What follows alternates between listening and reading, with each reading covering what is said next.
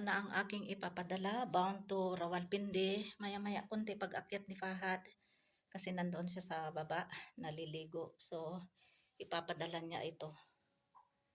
Ayan, ito yung isang tao, isa ding tao ito. Bali, dalawang tao ang family ang papadalhan ko. Kaya ito yung aking mga ipapadala, different kinds of organic vegetables. May pears, may mais, may walnuts, may apples, may bawang.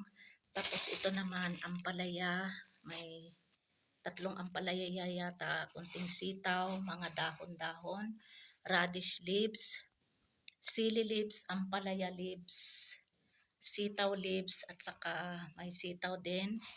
Nagpadala din ako ng hibbi, yung dried hipon, pang sa dinengdeng.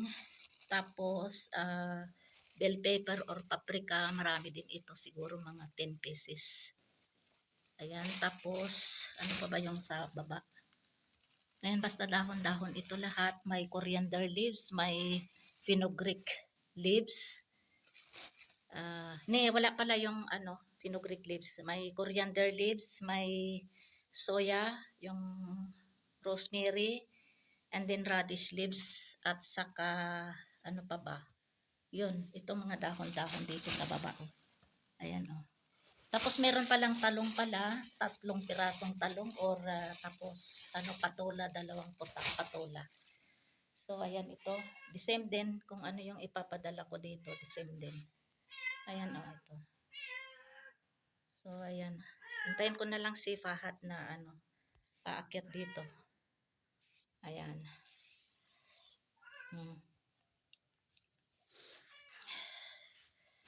Kaya mabayang gabi siguro matanggap ito kasi ilang oras din ang Rawalpindi, Rawlagot to Rawalpindi. Mga 3.5 or 4 hours. Anong oras na pa? 12:48 na, magwa 1 o'clock na. So aywan ko kung anong oras ipadala no ito ni Fahad, siguro mga 2 o'clock o 1:30. So kung 1:30, 1, 2, 3, 1, 2, 3, 4, 4:30 or 5.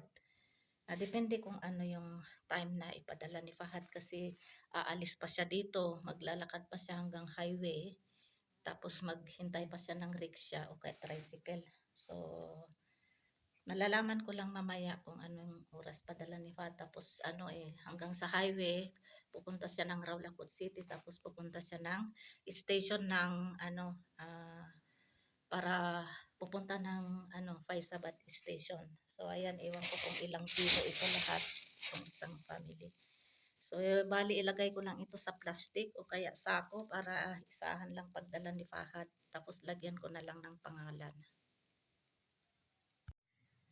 Bakit ito yung para sa iyo? Iisa ko na lang na ilagay sa plastic o para hindi mahirapan si Fahad na pupunta ng highway. Ayun, basta bahala ka na ito.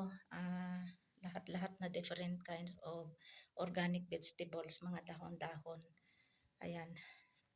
Meron pa palang cherry tomatoes na nilagay ko sa parang parang tifon ba yung lunch box para hindi tawag diyan, malata. Kasi pang binhi daw ilagay nila sa paso. So dito din meron din akong nilagay. Ayan. Ito kabsat yung para sa iyo.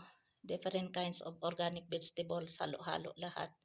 Kaya ikaw na bahala ang magtanggal. Pag nakuha mo, tanggalin mo lahat kasi may dahon-dahon dito. Ayan.